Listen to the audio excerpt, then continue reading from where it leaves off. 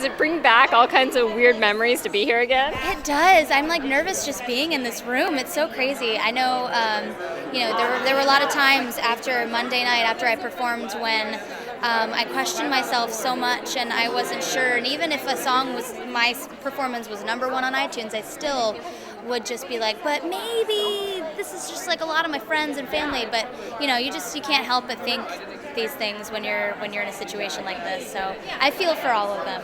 Do you have any favorites? Oh man, I do.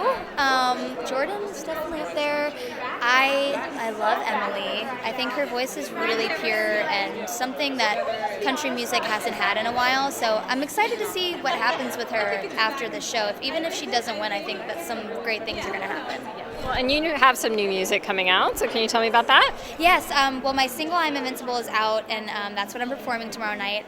But my album I've been working on for over a year now, and just a ton of writing, a ton of finding myself, and this year's been really monumental for me, inside and out, just like totally coming into my own, and all the songs really just show that, and there's a lot of sassiness, there's a lot of empowerment in there, so I think it's going to be kind of like anthemic for women specifically. A lot of people always say how Idol produces like the big singers and the Voice hasn't done that, but you've been extremely successful so far. So how do you explain that, kind of the fact that maybe the Voice doesn't get as much recognition as it should? Yeah, I think The Voice is kind of like this weird underdog that still cleans up all the award shows still. It's like, I don't know, it's very unassuming. A lot of people come off The Voice and do have great careers that, they might not be Taylor Swift big, but they do have very self-sufficient careers that pay their bills and they're happy. And like, I think people's level of success are very different.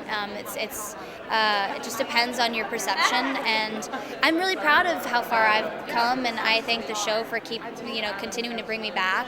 But I do want to get more successful. This isn't the ceiling for me. I'm not done. But it takes a minute, I want a career. I don't want just one song, I want the whole shebang. How about a duet with Blake? Oh, that would be awesome.